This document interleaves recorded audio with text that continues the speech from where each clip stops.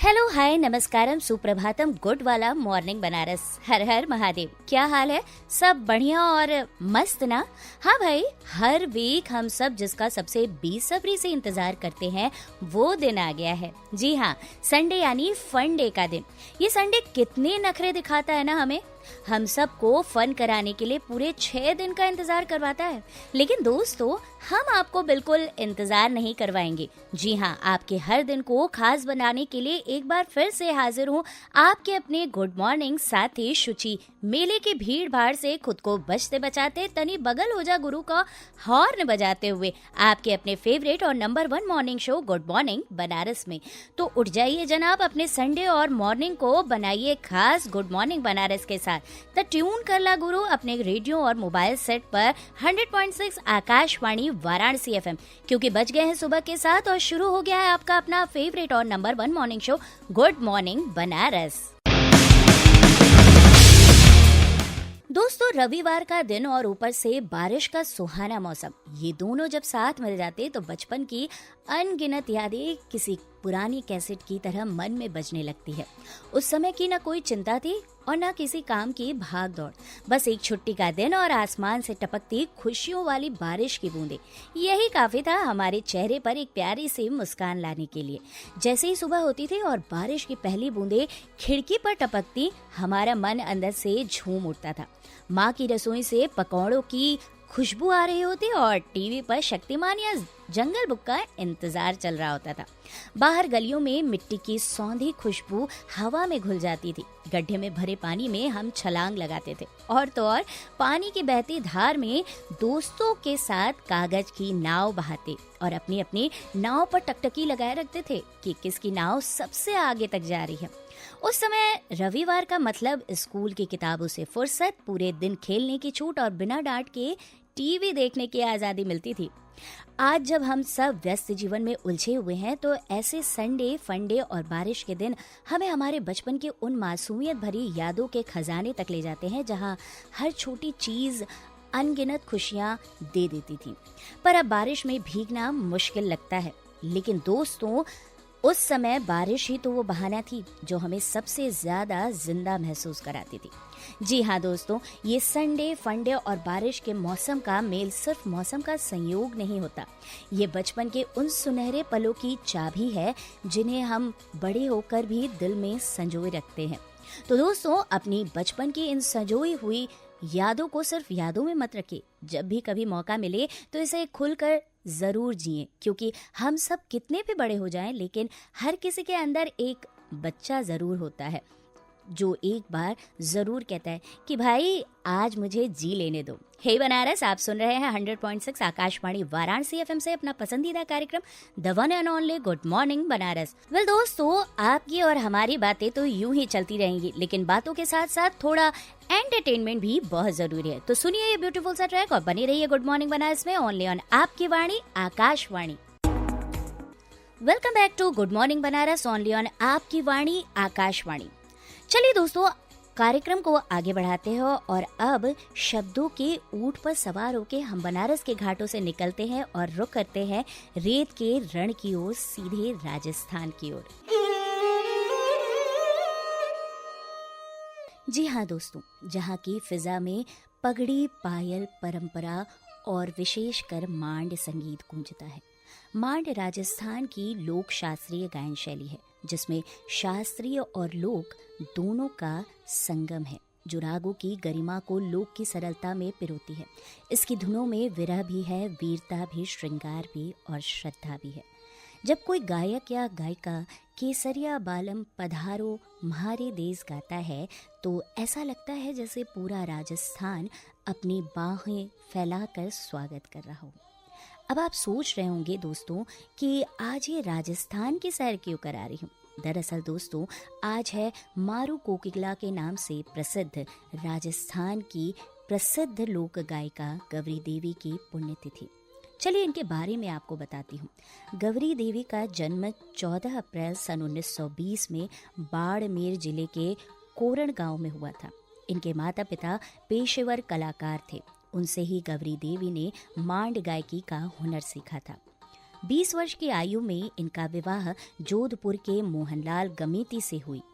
इसके बाद दोनों ही पति पत्नी अपने मांड गायन की प्रस्तुति अनेकों राष्ट्रीय एवं अंतर्राष्ट्रीय मंचों पर दी।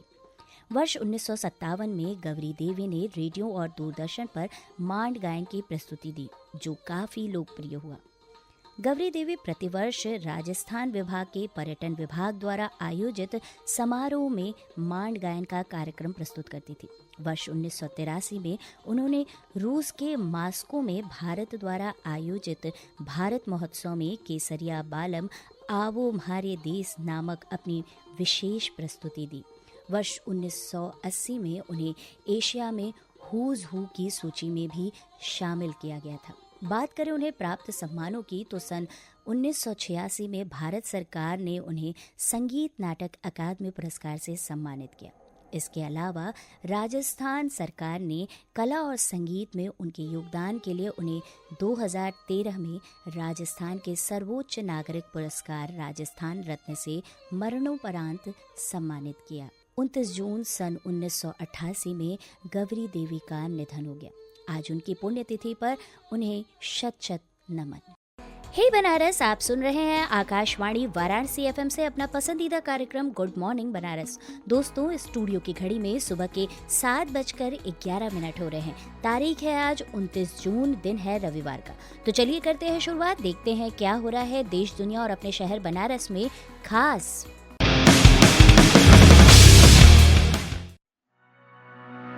चलिए दोस्तों, आज के हाल समाचार की शुरुआत करते हैं एक अच्छे और पॉजिटिव न्यूज के साथ।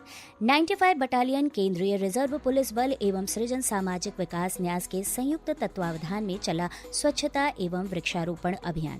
इस अभियान के अंतर्गत मिशन 1 करोड़ वृक्षारोपण के तहत पर्यावरण विद सृजन सामाजिक विकास न्यास के अध्यक्ष अनिल कुमार सिंह के अगुवाई में महामनापुरी कॉलोनी के महामना पार्क में चला स्वच्छता अभियान एवं लगाए गए पौधे।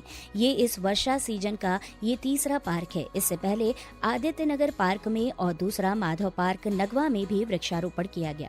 ये वृक्षारोपण का कार्यक्रम पूरे सीजन में 100 पार्कों में लगाए जाएंगे। इस अभियान के मुख्य अतिथि 95 बटालियन के कमांडेंट श्री राजेश्वर बालापुरकर थे।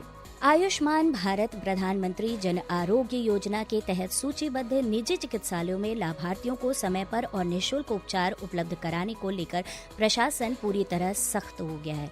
राइफल क्लब में आयोजित बैठक में मुख्य विकास अधिकारी हिमांशु नागपाल ने स्पष्ट निर्देश देते हुए कहा कि किसी भी लाभार्थी से इलाज के नाम पर धनराशि वसूलना नियमों का उल्लंघन है और ऐसा करने वाले अस्पतालों का रजिस्ट्रेशन रद्द किया जा सकता है। शहर में बारिश के बाद जल जमाव की समस्या से निजात दिलाने के लिए नगर निगम की ओर से मास्टर प्लान तैयार किया जाएगा। इसके लिए अर्बन फ्लड प्रबंधन, जल प्लावन नियंत्रण और वर्षा जल निकासी योजना के तहत शासन स्तर से 4 करोड़ रुपए धनराशि प्राप्त हुई है। नगर निगम प्रशासन की ओर से जल निकासी की समुचित व्यवस्था के लिए एक विस्तृत मास्टर प्लान तैयार किया जाएगा। ऐसे में जल जमाव की समस्या से राहत की उम्मीद जग गई है। बीएचयू में पोस्ट ग्रेजुएशन कोर्सों में प्रवेश के लिए दूसरे चरण की परीक्षाएं 30 जून से शुरू होकर 11 जुलाई तक चलेंगी। इस चरण में आर्ट्स, स्पोर्ट्स और प्रोफेशनल कोर्सेज से जुड़े विभिन्न विषयों के ग्रुप डिस्कशन, पर्सनल इंटरव्यू, प्रायोगिक परीक्षाएं और शारीरिक दक्षता परीक्षण लिए जाएंगे।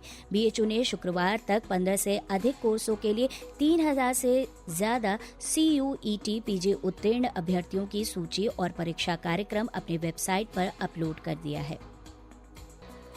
भक्तों के एक समूह ने दक्षिण भारत के रामेश्वरम से काशी तक 120 दिन की पैदल यात्रा पूरी की। इस यात्रा का उद्देश्य था रामेश्वरम के पवित्र समुद्री जल से काशी विश्वनाथ मंदिर में भगवान शिव का अभिषेक करना, ताकि रामायण की परंपरा को फिर से जीवंत किया जा सके। भक्तों ने करीब 2800 किलोमीटर का रास्ता पैदल तय किया। इस दौरान वे कई राज्यों से गुजरे और भारतीय संस्कृति, एकता व भक्ति का संदेश फैलाया। नगर आयुक्त अक्षत वर्मा ने रामनगर जोन का भ्रमण कर विकास कार्य की संभावनाओं को तलाशा। इस दौरान उन्होंने रामनगर में एक आधुनिक बारात घर के निर्माण के लिए नगर निगम की भूमि चिन्हित करने और उसका प्रस्ताव तैयार करने के निर्देश दिए हैं। भारत की ऐतिहासिक चंद्र यात्रा चंद्रयान 3 पुस्तक का हाल ही में भारत मंडपम नई दिल्ली में गृह एवं सहकारिता मंत्री अमित शाह द्वारा विमोचन किया गया। पुस्तक के लेखक ई रितेश शर्मा को गृह मंत्री ने बधाई भी दी। ये जानकारी SMS लखनऊ के तकनीकी महानिदेशक प्रोफेसर भरत राज सिंह ने दी। ये पुस्तक भारत के ऐतिहासिक चंद्रयान मिशन पर आधारित है और इसमें इस मिशन के उद्देश्य, चुनौतियों और उपलब्धियों के बारे में विस्तृत जानकारी भी दी गई है। श्रावण मास के मद्देनजर वाराणसी जिला प्रशासन ने श्रद्धालुओं और कांवड़ यात्रियों की सुविधा और सुरक्षा सुनिश्चित करने के लिए तैयारियां तेज कर दी हैं। जिलाधिकारी सत्येंद्र कुमार और अपर पुलिस आयुक्त शिवहरि मीणा ने कैथी स्थित प्रसिद्ध मार्कंडेय महादेव मंदिर और कांवड़ यात्रा मार्गों का निरीक्षण कर व्यवस्थाओं का जायजा लिया। निरीक्षण के दौरान दोनों अधिकारियों ने मंदिर परिसर, मेला क्षेत्र, घाट और मार्गों की स्थिति का गहन अवलोकन किया। मंदिर के मुख्य पुजारी से मुलाकात कर जरूरी व्यवस्थाओं पर चर्चा भी की गई। प्रशासन द्वारा भीड़ नियंत्रण के लिए होल्डिंग एरिया, पार्किंग व्यवस्था सुनिश्चित करने के निर्देश भी दिए गए हैं। श्रद्धालुओं की सुविधा के लिए मंदिर परिसर के भीतर और बाहर महिला पुलिसकर्मियों की तैनाती, वॉलेंटियर की व्यवस्था और क्लॉक रूम, लॉक रूम की सुविधा भी उपलब्ध कराई जाएगी। इसके साथ ही श्रद्धालुओं की आवाजाही को सुगम बनाने के लिए मंदिर के बाहर निर्माणाधीन सड़कों और खराब मार्गों पर समतलीकरण का कार्य शीघ्र पूरा किया जाएगा। तो ये था देश, दुनिया और अपने शहर बनारस का हाल समाचार। और आइए पलटते हैं इतिहास के पन्नों को और जानते हैं आज के दिन यानी 29 जून में क्या है खास।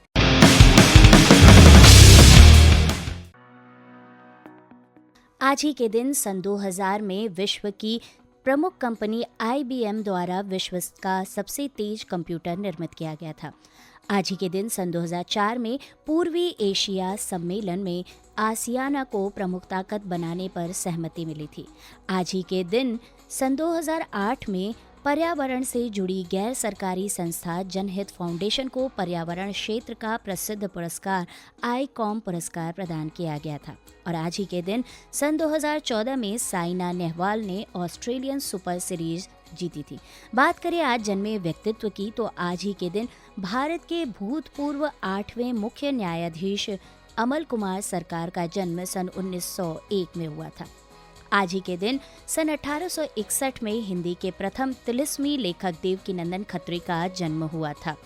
देवकीनंदन खत्री के बारे में आपको बता दूं, देवकीनंदन खत्री का जन्म 29 जून सन 1861 मुजफ्फरपुर, बिहार में हुआ था। उनके पिता का नाम लाल ईश्वर दास था। देवकीनंदन खत्री जी की प्रारंभिक शिक्षा उर्दू फारसी में हुई थी।